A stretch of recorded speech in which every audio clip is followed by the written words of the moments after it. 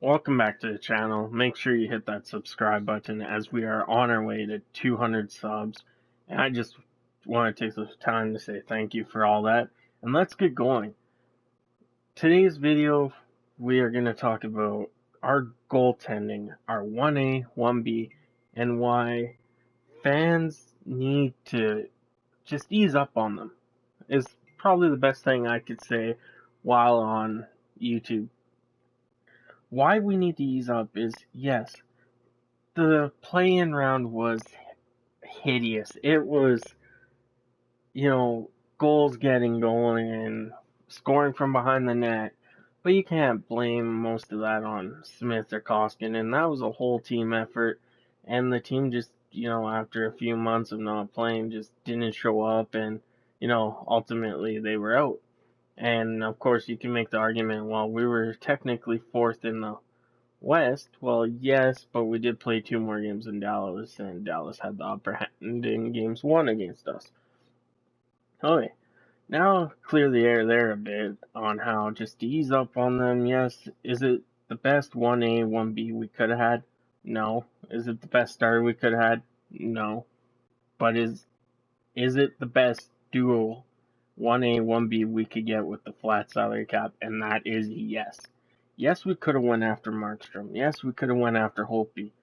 But you go after one of those guys, you don't get Kyle Turris. You don't get Tyson Barrie. You can't sign Ethan Bear. Like, you have to give at least 1 or 2 of those 3 guys up. And, you won't give Bear up. You needed a third line center. Yes, Galchenyuk signed for a bit less, but Turris is a way better center than Galchenyuk is. Now, you might say, well, did we really need Tyson Barrie? Yes and no. It's a matter of if we did, if we didn't, all that. So, about... Sorry there, I was getting a call.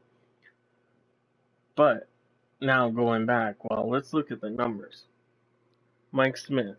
Last season, 39 games played, 19 wins, 12 losses, 6 OT losses, 2.95 goals against, and 902 save percentage. Well, okay. Looking at his career, his goals against were a bit higher, save percentage was less. But at the beginning of his career, he was stellar. That's still pretty good considering the goaltending we've had in the past. I think Devin Nubnik on his last year in Edmonton posted an 875 save percentage that year, and going in and on. And in the playoffs, yeah, it was terrible. We're not even gonna go back to the player.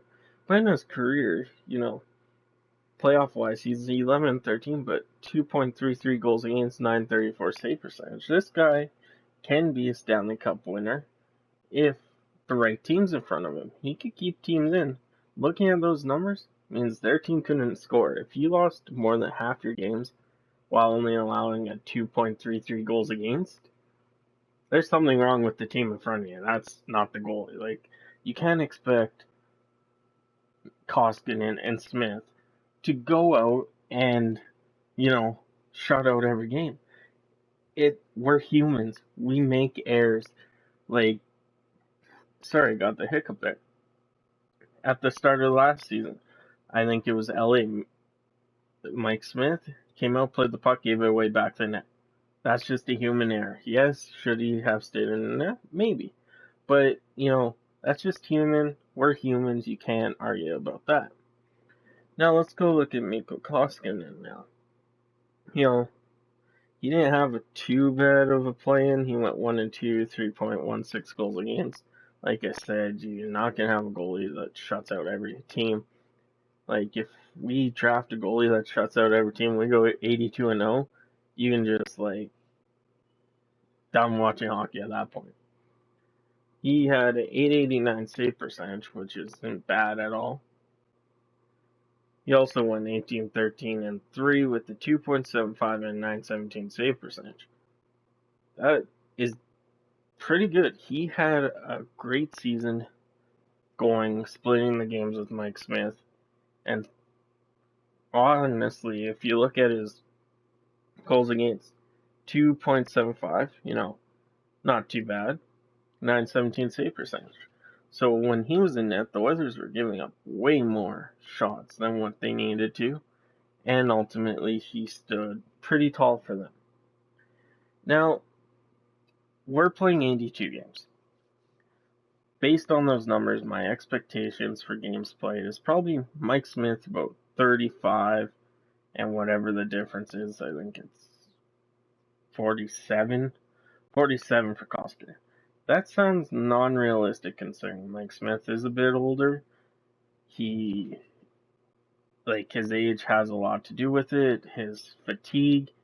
Koskinen is still on the average mid range there, in 31 I believe he is, and Mike Smith is like 38, give or take. I have to look that up.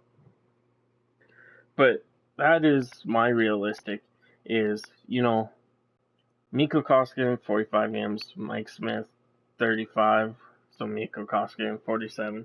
And I believe playing those games, Mike Smith could go 20 and 15, which, that's 40 points right there. If Mikko Koskinen goes 25 and 12, which, that's kind of on the high end. So let's go 20 and, no. If he goes 25 and 22, that's 90 points for the Edmonton Oilers next year. 90 points should get you into the playoff spot. That's not including overtime losses or anything. So 20 wins, 25 wins for each goalie. We're in the playoffs, and we all will be laughing about our goalie tandem. These guys can do it. They showed us this past year, did they let in a lot of goals? Yeah. But did we upgrade our offense enough to sustain those goals against? And I believe we did. With the emergence of Yamamoto, what happens if Yamamoto played the whole season? Not just coming back on New Year's. What if he played from October 3rd to now?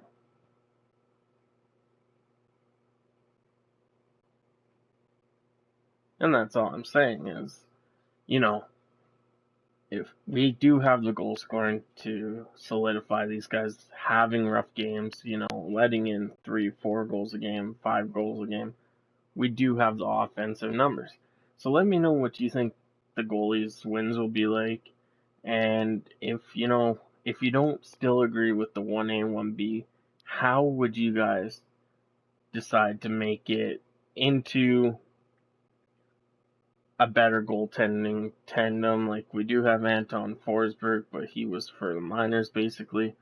We do have Skinner and Starrett, not really proven themselves yet. So let me know in the comments. I'll catch you guys on the next one.